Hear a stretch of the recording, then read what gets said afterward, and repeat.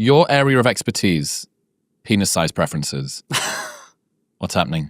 Are we talking about women's penis size preferences? Yeah, sure. Okay, so slightly far afield of my expertise. No. Yeah. Okay, so women's penis size preferences are a bit of an emotional roller coaster, I think, for the men listening, because when I have the experience of presenting on this topic, what I see is kind of a crescendo of, oh, that sounds really good, to realizing it's not as good as it sounds. So the best study on this subject comes from Prouse and colleagues. And what they looked at was women interacting with real 3D models of various, penis-shaped objects, cylinders essentially, and had them pick and choose which one they actually favored. And the reason that this study design is more powerful than just asking women, what size do you prefer?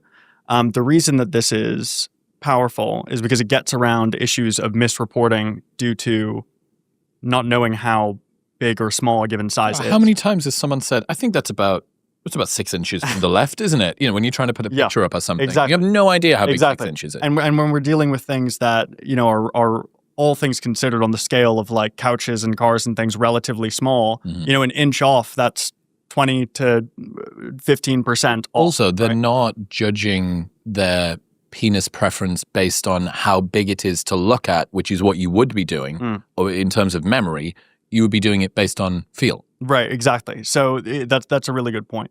So in terms of, you can ask women on a pen and paper survey, like, what size do you prefer? But even if you get like a really consistent answer of like 7 inches, you still don't know that they know what 7 inches actually is, right? And there's actually good reason to suspect, because men, overreport their own penis size, and that likely causes some kind of mass confusion as to what size. You think we've got penis inflation effect? Yeah, exactly. Where it's like men are saying that they're a certain size, and so women are maybe learning about sizes through that. He was 7 inches. Yeah, exactly. And then that's coded. So unlabeled 3D models, I would say that's the gold standard if you actually want to learn what size is preferred. And the size. What were they doing with them? just interacting with them, just going in and picking. And in terms of length, it was 6.3 inches for a long-term relationship, 6.4 inches for a short-term relationship. So that's, if I'm correct, maybe 16 to 16.25 centimeters. And then in terms of circumference, 4.8 inches for long-term, 5 inches around for short-term, which is somewhere on the order of 12.2 to 12.7 centimeters. And so when men hear that, they typically think, oh, that sounds pretty good, right? Like that doesn't sound that big. That because of, what's socially said about size. And so this is kind of the peak of the emotional roller coaster where it's like, oh, things are really good, things are really great. The view's fantastic from here. But then you look at men's perception, or at least their statement of their own size versus their actual size. And you see that men overestimate their own size by about 20%, right? Which is a lot. So rule of thumb, men are usually about an inch smaller than they think, or at least an inch smaller than they say. Again, that's quite a bit. 21% was the figure from the study I'm quoting. So where does that leave us? Well, in actual fact, the average man's penis, according to a meta-analysis of 17 studies, is about 5.16 inches when erect, right? And that would leave 6.3 inches as about 95th percentile, right? Now, 95th percentile, what is that? That's about as common as a man being 6'2". So it's not like really, really rare, right? If you walk into a lecture hall or an airplane, there's probably going to be at least one guy. A few guys, maybe, yeah. Exactly. There's going to be at least one guy who's at least that tall. So it's not like we're talking about some like freaky preference, but in terms of the frequency with which it's encountered, that is big, right? Like 5 guys out of 100. Yeah, a 6'2" man is a big guy, right? In the same way, a 6.3 actually is quite big. What about circumference? So average circumference is, in the same meta-analysis, 4.59 inches. So what was the 4.59, and what was but the top was only 4 point something. It was still 4.8. Right. Okay. So you're much closer in terms of relatively close, but Yep. each unit with circumference, it makes like more of a difference. Like that's like a bigger increase in total volume. Squaring the net or whatever. Yeah, it's called. yeah, exactly. Like the volume is getting bigger for an inch of circumference versus length. So and then it's 5 inches for short term. So the difference between if I wish I'd measured this in Newtonics in advance, Yes. but the difference here is in fact pretty big. And more interesting, and I think this is actually the most interesting part of the study, is that they also asked women to pick out the biggest and smallest from the array of models. So you can imagine that for the study design, they have an array of models that they can choose from that basically look like sex toys.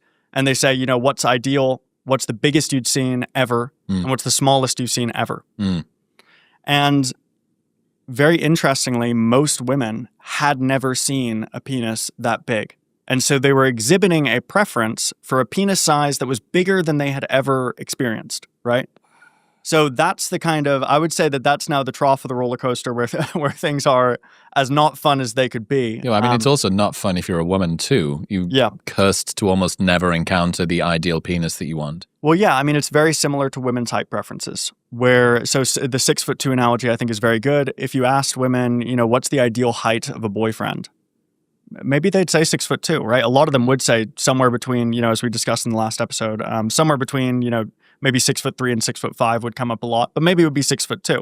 But then you ask them, have you ever dated a guy that tall? And most of them will say, no, never, right? It's the same thing with penis size. Now, these are ideal mate preferences, and ideal mate preferences can be a little silly, right? Like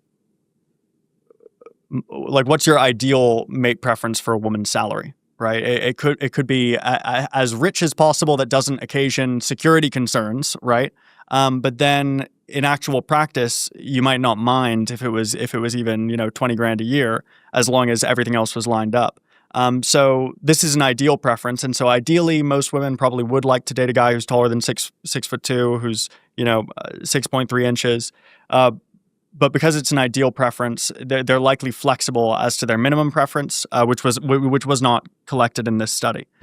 One insight, though, they did ask a very good behavioral outcome question. I really like behavioral outcomes as opposed to just statements, right, as to like hypotheticals. They said, have you ever broken up with a man over his size? I think that's a very good question because that's where it's like behavioral deal breaker. Yeah. And they said, at least partially over his size. So there was no wiggle room in the question for, there was a list of 5 things and I'll just focus on the most socially appropriate one. It's like, was it an influence as to why you broke up? And about 27% said they had. So most women don't break up over this. Most women, this doesn't appear as a deal breaker. But about a third have had the experience of saying, you know what, I'm going to call it quits. The size is not working for me. Yeah, the size was one of the contributing factors. And I'm willing to say that to a researcher as well, right? Which is probably an underestimate. And in most cases of that 27% subset, the vast majority of cases, it was because the guy was too small. There were some women who said that part of the contributing factor was too big, but it wasn't common. Couple of things come to mind. I would be interested to see the bell curve of how satisfied would you be, as in, I guess that the talking about fat tails when we're discussing this is a fraught. I'm going to guess that being a little bit under, or even like maybe a standard deviation under, versus a standard deviation over, there is an upper bound. Like on one, you're talking about less pleasure; on the other, you're talking about pain. Any woman who's ever had her cervix hit knows, like, that's not fun. And that, I would imagine, actually, you probably have more latitude on the small side than you do on the big side, because there's no hard and fast rule about small, like, being literally impractical or dangerous. There's no hard threshold, whereas the length of the cervix actually does. Exactly. Yeah. Because if you've got that hit, then that's it. It's going to be very uncomfortable. That's a really interesting point. I was imagining that it would be in the abstract before you said that. I would have assumed in the absence of data that it would function similarly to women's height preferences, where it's, tons and tons of benefit up to some reasonable point, like being way too short and then a decline that doesn't ever really bottom out. But given that fact that there is a There's only so much room at the inn. Yeah, exactly. No, I know of a friend who actually did get rejected from a sexual encounter for being too large, like flat out. So that's not going inside of me. Yeah, exactly. So that can happen, and maybe that's something that can't be worked around. In the same way. Subscribe to my That's channel. interesting.